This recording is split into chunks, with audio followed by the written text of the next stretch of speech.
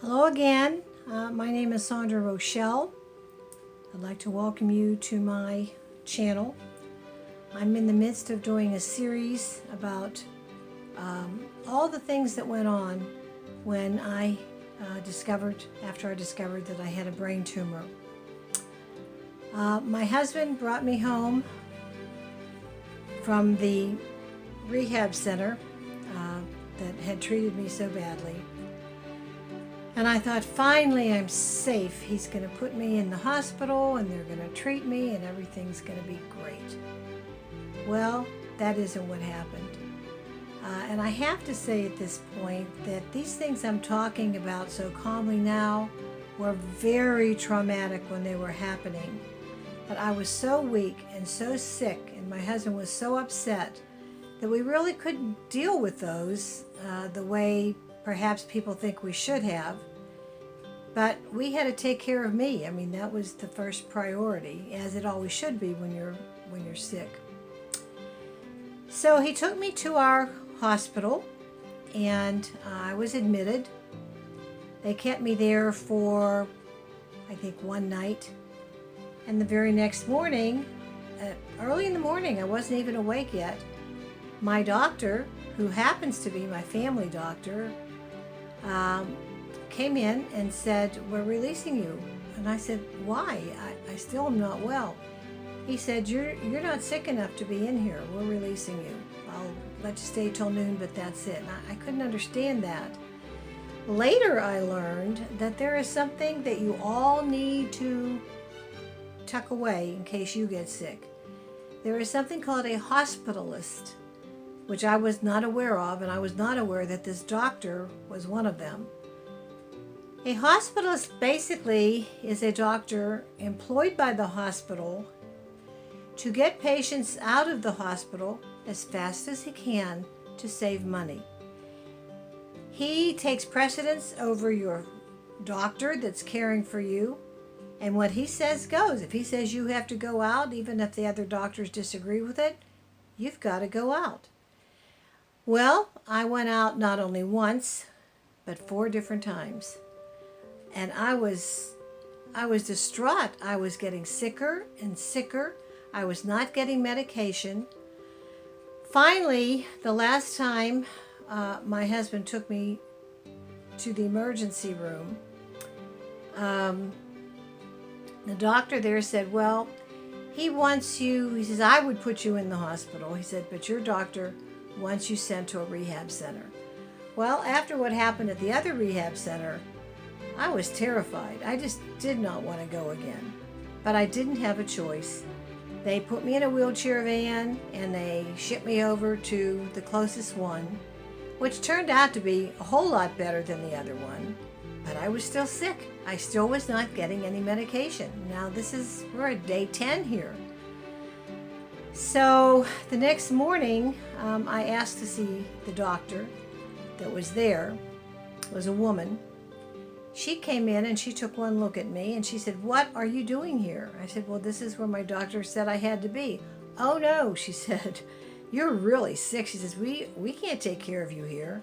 She says, "This is ridiculous." She says, "I am going to put you in a wheelchair and wheel you to a van, and I personally going to take you over to the hospital, and I'm going to insist that they admit you." She said, "You're seriously ill."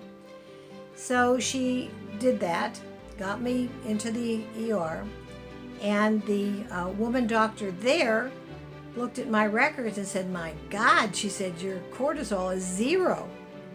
She said, "Didn't anybody read these records?" I said, "Apparently not. I've been asking them to look at the records for 10 days.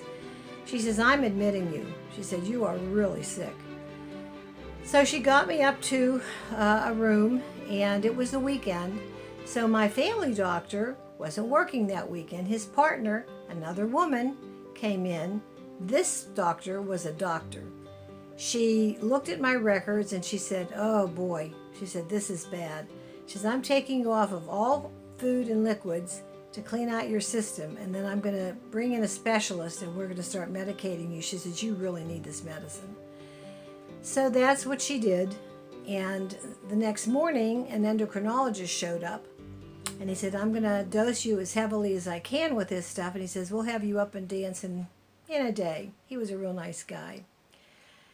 We talked about what had happened to me, and he said, this is really a disgrace. There is no reason for you to have gone through this. He said, he literally said to me, I'm going to get you out of this hell. That's exactly what he did. I stayed there Saturday. I stayed there Sunday. Monday morning, here came my family doctor again, the hospitalist, to tell me that he was going to put me out again. He said, out of courtesy, I might let you stay an extra day, but that's it. At that point, I didn't want to see that hospital. I didn't want to see that doctor. I just wanted to go home. And that's what I did. I was feeling better. My numbers were getting back to normal. I knew that the endocrinologist had approved my being released from the hospital. And at noon or thereabouts, my husband came and a friend came. He gathered my things together and he took me home. I was still very sick. Understand that I had no idea that problems with the brain can affect so many things. For example, I couldn't walk. I could not walk. I had to use a walker, the little walking kit. I could not walk. I could not stay awake. I slept a lot. In the morning, I would get up. I would take my medications. I couldn't eat. I lost 14 pounds almost overnight. Could not eat. Could not stand the sight of meat. Could not stand the sight of bread even. I just couldn't eat. And so I lost a lot of weight. And the more weight I lost, the weaker I got. And I thought, God, I'm going to die. I'm not going to make it through this. I don't know what I'm going to do. I just couldn't eat. Well, finally, a visiting nurse came, and she said, I know what's wrong with you. She said, you're protein deprived. She said, I can see it in the way your skin looks. She said, you have got to start eating protein. Well, protein is meat and stuff like that. The thought of it just nauseated me. But we bought some Boost. Boost has a protein level drink. And, just tried to start doing more of that. And very slowly, I started doing better. But it was a long time before I had any energy. I couldn't even make it to the computer. I couldn't have made these videos at all. I mean, there was just no way I could do it.